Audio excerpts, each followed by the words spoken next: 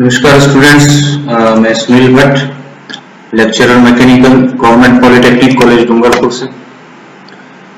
आज जो हम टॉपिक स्टडी कर रहे हैं वो ME 201 यानी स्ट्रेंथ ऑफ मटेरियल, जो हमारा सब्जेक्ट है द्रव्य का सामर्थ्य, उसके अंदर सिंपल स्ट्रेस और सिंपल स्ट्रेन के बारे में हम स्टडी करेंगे कि स्ट्रेस क्या होता है, स्ट्रेन क्या होता है और इनका जो रोल एक कंपोनेंट के डिजाइन में क्या क्या रोल हो सकता है, इस बारे में हम बात करेंगे।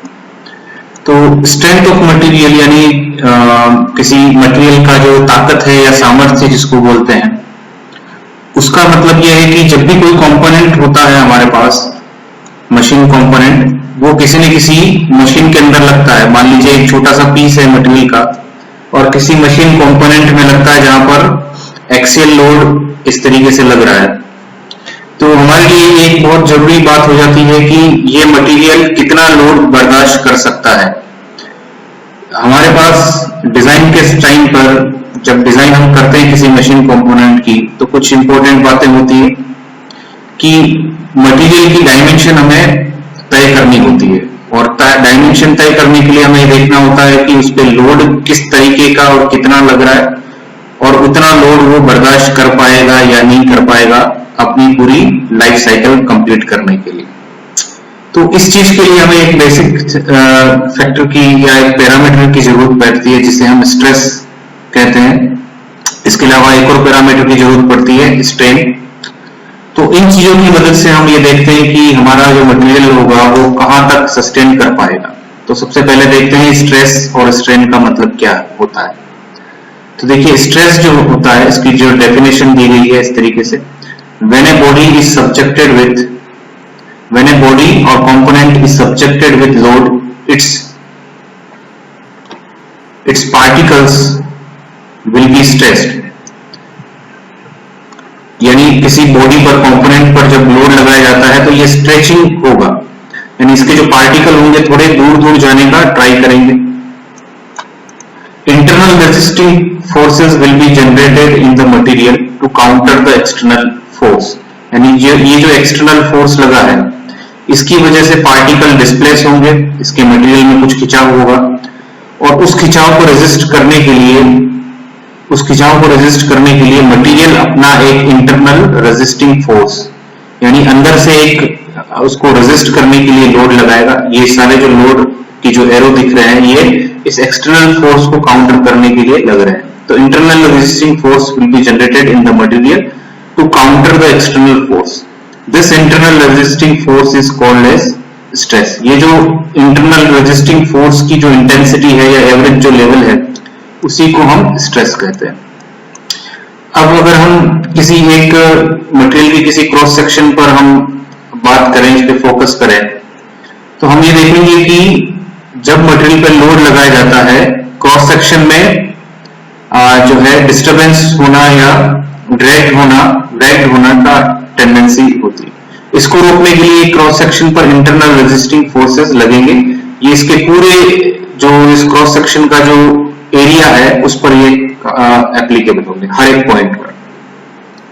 तो यहाँ पर देखिए, लेट एनी क्रॉस सेक्शन 1, मान लीजिए मैं 1 क्रॉस सेक्शन को देखता हूं, तो sigma equal to the value of internal resisting force at any point at cross section, यानी किसी एक पॉइंट पर एक एवरेज लेवल की जो है इंटरनल रेजिस्टिंग फोर्स है। अब इस क्रॉस सेक्शन पर, इस अनुप्रस्थ काट पर कई सारे, इस पूरे एरिया पर कई सारे पॉइंट्स हैं। मान लीजिए मैं n नंबर ले लेता हूं पॉइंट्स, जो कई सारे जो टेंड्स टू इंफिनिटी, यानी जो इतने सारे जो पॉइंट्स हैं, तो मैं n नंबर अगर लेता हूं, total number of points at cross section 1। तो देखिए n इंटू सिग्मा, यानी इतने पॉइंट्स पर जो लोड, छोटे छोटे लोड लग रहे हैं, उनको मल्टीप्लाई करेंगे पॉइंट की क्वांटिटी के साथ, तो ये एक्सटर्नल लोड को बैलेंस करेंगे। यानी एक्सटर्नल लोड को बैलेंस करने के लिए इसके पूरे मटेरियल यानी इसके पूरे पॉइंट्स पर ये छोटे छोटे लोड लगेंगे। तो हम लिख सकते हैं n into sigma equal to F, यानी सिग्मा जो एवरेज एक पॉइंट पर लगने वाला लोड या एक पॉइंट पर लगने वाला फोर्स, और सारे पॉइंट्स को अगर मिला दें तो ये एक्सटर्नल फोर्स को काउंटर या बैलेंस करेगा। अब यहाँ पर अगर मैं सिग्मा लिखता हूं, sigma equal to F upon n, इसको इस तरीके से लिख सकते हैं। अब यहां ध्यान देने वाली बात ये, जो n number of points number जो है ये किसी स्ट्रेट लाइन पर या किसी लाइन पर नहीं है, ये पूरे एरिया में है, यानी पूरे एरिया में डिस्ट्रीब्यूटेड ये फोर्स है। तो हम इस एन की जगह हम एरिया लिख सकते हैं, तो ये हमारे लिए सुटेबल रहेगा। We know that n are the points which are spreaded over the area of cross section, so we can write, तो इसलिए हम, क्योंकि n पॉइंट्स जो है ये पूरे एरिया में फैला हुआ है, तो हम स्ट्रेस की जो वैल्यू हम कुछ इस तरीके से लिख सकते हैं F अपॉन A। अगर हम ये करें तो हम ये कह सकते हैं कि एवरेज लेवल ऑफ लोड की ये वैल्यू रहती है पूरे एरिया, यानी स्ट्रेस जो होगा load per unit area define किया जाएगा। अब इसी ऑर्डर में, इसी क्रम में आगे बढ़ते हैं। अब हम देखते हैं स्ट्रेस की यूनिट क्या होगी।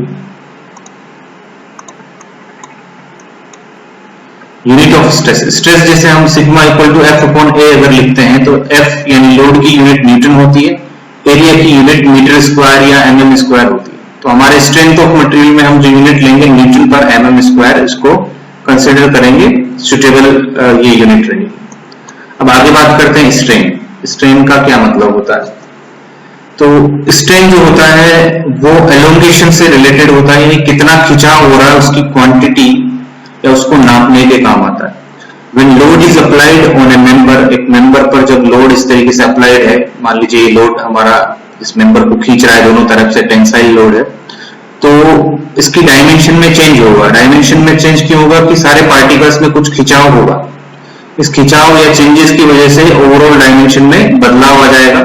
पहले शुरुआती लेंथ जो कैपिटल एल थी वो अब होकर के एल प्लस डेल्टा एल हो जाती है। जब ये length L plus delta L हो जाती है तो चेंज इन लेंथ हम लिख सकते हैं डेल्टा एल। तो स्ट्रेन जो होगा बेसिकली एलोंगेशन को रिप्रेजेंट कर रहा है, लेकिन पर यूनिट लेंथ पर कितना एलोंगेशन हो रहा है उसको रिप्रेजेंट कर रहा है, यानी यूनिट लेंथ पर कितना एलोंगेशन हो रहा है उसको हम स्ट्रेन कहेंगे या विकृति कहेंगे। स्ट्रेन या हिंदी में बोलेंगे इसको विकृति। तो स्ट्रेन और विकृति equal to change in length divided by original length. Length में जो चेंजेस हुआ वो, क्योंकि पहले एल था उसके बाद एल प्लस डेल्टा एल, यानी ये डेल्टा एल नया आया तो डेल्टा एल अपॉन एल यहां पर आ जाएगा। अब हम आगे देखेंगे relation between stress and strain. The internal resisting forces that is stress developed in any material is directly proportional to strain। अब स्ट्रेन और स्ट्रेस का अगर हम रिलेशनशिप निकालते हैं तो हम ये देखेंगे किसी मटेरियल में जब लोड लगाया जाता है तो स्ट्रेन डेवलप होगा, खिंचाव होगा। जितना ज्यादा लोड लगेगा उतना ज्यादा खिंचाव होगा और उतना ही ज्यादा इंटरनल रेजिस्टिंग लोड वापस से आएगा। तो हम ये कह सकते हैं कि स्ट्रेस जो होगा वो स्ट्रेन के प्रोपोर्शनल होगा, समानुपाती होगा। तो हम इसे लिख सकते हैं sigma proportional to epsilon, sigma equal to E epsilon, इस तरीके से लिख सकते हैं sigma equal to E epsilon. यानी स्ट्रेस जो होगा उसको एक कांस्टेंट से मल्टीप्लाई करके हम स्ट्रेन की टर्म में लिख सकते हैं। ये जो कांस्टेंट होगा ये मटेरियल प्रॉपर्टी की तरह काम करता है, ये इसको यंग्स मॉड्यूलस ऑफ इलास्टिसिटी कहते हैं। तो ये जो है स्ट्रेस और स्ट्रेन के बीच में एक बेसिक रिलेशनशिप हो जाता है। अब इसी बेसिस पर हम एक न्यूमेरिकल करते हैं, इसको देखेंगे हम। यहां देखिए एक एग्जांपल है हमारे पास, एक इस्पात की छड़ जो 20 mm डायमीटर और 200 mm लंबी है, इस पर एक खिंचाव बल है, टेंसाइल लोड 40 किलोन्यूटन लग रहा है। और अगर E यानी यंग्स मॉड्यूलस ऑफ इलास्टिसिटी की वैल्यू अगर 2 × 10⁵ न्यूटन पर mm स्क्वायर है तो हमें नीचे दी गई चीजें फाइंड आउट करनी है। सबसे पहले प्रतिबल यानी स्ट्रेस पता करना है, विकृति यानी स्ट्रेन, और लेंथ में कितना इंक्रीमेंट हुआ।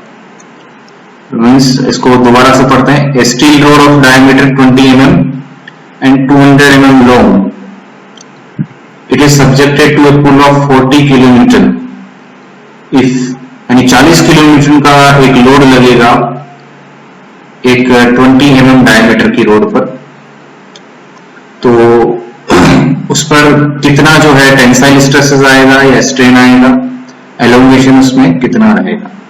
तो जो गिवन चीज है वो देखिए आप, लेंथ डायमीटर ऑफ रोड कितना है, डायमीटर यानी व्यास कितना है 20 mm, लेंथ जो है लंबाई है 200 mm, और जो लोड लग रहा है 40 किलोमीटर। अब यहाँ पर हम स्ट्रेस या स्ट्रेन की जो भी वैल्यू आती है न्यूटन और लेंथ की यूनिट हम mm में रखते हैं, तो ये यूनिट हमारी ओके है। इसको किलोमीटर की जगह हम न्यूटन में कन्वर्ट करेंगे, तो लोड जो होगा 40 इंटू 10⁻³ न्यूटन हो जाएगा। तो E की वैल्यू हमारी 2 इंटू 10⁵ न्यूटन पर mm स्क्वायर ऑलरेडी दे रखी है। अब हमारे अगर हम निकालना चाहें, स्ट्रेस निकालना चाहें, तो सबसे पहले स्ट्रेस का जो फॉर्मूला आता है load upon area, P upon A, load upon area. तो सबसे पहले एरिया निकालेंगे। अब क्योंकि एरिया हम एक रोड का निकाल रहे हैं जिसका क्रॉस सेक्शन, जिसका अनुप्रस्थ 20 mm डायमीटर का है, तो एक सर्कल बन जाता है ये क्रॉस सेक्शन। तो π/4 d स्क्वायर लिखेंगे, π/4 d की जगह लिखेंगे 20 mm, तो 20 mm का स्क्वायर इस तरीके से आ जाएगा, और 100 पाई mm स्क्वायर ये एरिया हमारा हो जाएगा। अब हम देखते हैं कि हमारा लोड कितना है, 40 इंटू 40 इंटू 10⁻³ न्यूटन है। तो स्ट्रेस जो होगा, stress equal to P upon A equal to 40 into 10⁻³ upon 100 pi, और इसकी भी जो वैल्यू आएगी देखिए आप 127.257 न्यूटन पर mm स्क्वायर। इसको जब कैलकुलेट करेंगे तो ये वैल्यू हमारे पास आएगी। अब देखिए स्ट्रेन जो होगा, स्ट्रेन इक्वल टू, जैसा कि हम रिलेशनशिप देख चुके हैं, sigma equal to VF line, तो स्ट्रेन जो होगा stress divide by Young's modulus of elasticity होगा। यंग्स मॉड्यूलस ऑफ इलास्टिसिटी यानी 2 × 10⁵ आ जाएगा, और स्ट्रेस जो डेवलप हुआ 127.257 न्यूटन पर mm स्क्वायर, उसको यहां रख देंगे, तो ये वैल्यू 0.000636 ये हमारी mm के अंदर वैल्यू आ जाती है। अब हम ये देखते हैं कि ये तो पर यूनिट लेंथ जो है इतना हमारा स्ट्रेन आया। अब हम देखते हैं कि टोटल लेंथ में कितना इंक्रीमेंट यानी लंबाई में कितनी वृद्धि हुई। तो delta L equal to E into L, क्योंकि स्ट्रेन का जो फॉर्मूला था वो क्या था, शुरुआत में हम देख चुके हैं। यहाँ पर स्ट्रेन का जो हमने फॉर्मूला लगाया था डेल्टा L अपॉन L, यानी change in length divide by, अगर चेंज इन लेंथ लंबाई में चेंज अगर निकालना चाहें तो स्ट्रेन इंटू लेंथ हमें करना पड़ेगा। तो स्ट्रेन इंटू, स्ट्रेन यहाँ पर E से रिप्रेजेंट है, E into L, strain into length हमें करना पड़ेगा। तो लेंथ में जो इंक्रीमेंट आया 0.000636 इंटू 20 बराबर 0.127 mm, यानी इतना लोड लगाने के बाद 0.127 mm का उसमें टोटल एलोंगेशन हमें मिलता है। तो इस तरीके से हम इस न्यूमेरिकल को सोल्व करेंगे। तो एक बार वापस देखते हैं हम, हमारा जो मेन कॉन्सेप्ट क्या रहता है, लोड कितना लगा हुआ है, लोड की डायरेक्शन कितनी है। यहाँ पर टेंसाइल दे रखा है, मतलब एक्सियल डायरेक्शन है, लोड हमारा 40 किलोमीटर है, यूनिट को सही तरीके से कन्वर्ट करना है, तो किलोमीटर की जगह न्यूटन हमने किया 40 इंटू 10⁻³ न्यूटन। अब हमें क्रॉस सेक्शन एरिया, यानी मान लीजिए ये रोड को रिप्रेजेंट कर रहा है तो इसका क्रॉस सेक्शन एरिया हमें निकालना पड़ेगा। सर्कुलर है तो π/4 d स्क्वायर लिखना पड़ेगा, और एरिया निकालने के बाद हम स्ट्रेस निकालेंगे, load divided by stress area, इस तरीके से हम स्ट्रेस निकालेंगे। और स्ट्रेस के जब वैल्यू निकलेगी उसके बाद हम, क्योंकि स्ट्रेस और स्ट्रेन में जो रिलेशनशिप है वो उस तरीके से आता है, strain equal to stress upon Young's modulus of elasticity. तो यहां से फिर हम स्ट्रेन निकालेंगे, और स्ट्रेन निकालने के बाद स्ट्रेन का एक और रिलेशनशिप आता है, डेल्टा L के साथ भी आता है, चेंज इन लेंथ के साथ भी, क्योंकि स्ट्रेन की जो बेसिक डेफिनेशन वो यही है कि change in length divided bye L, तो हम इस तरीके से ये भी निकाल सकते हैं। तो इस तरीके से हम प्रॉब्लम सिंपल स्ट्रेस स्ट्रेन पर हम प्रॉब्लम सोल्व करेंगे। अब यहाँ जो एक और बात ध्यान देने वाली बात यह है, जो इंपॉर्टेंट बात एक और यहाँ पर ये आती है कि स्ट्रेस जो होता है हर एक क्रॉस सेक्शन पे, क्योंकि यहाँ अब क्योंकि लोड लगाने के बाद भी ये कंपोनेंट स्थिर है तो इंटरनल रेजिस्टिंग फोर्सेस इसको बैलेंस करेगा। तो उसका मतलब न्यूटन का जो सेकंड लॉ है इसके अकॉर्डिंग बैलेंस करेगा, यानी हर क्रॉस सेक्शन पर हर क्रॉस सेक्शन पर ये लोड बैलेंस हो। अगर हम ये क्रॉस सेक्शन देखें तब भी लोड बैलेंस होगा, बीच में किसी क्रॉस सेक्शन पर देखें तब भी लोड बैलेंस होगा। तो इस तरीके से हम चीजों को सॉल्व करेंगे। Thank you student.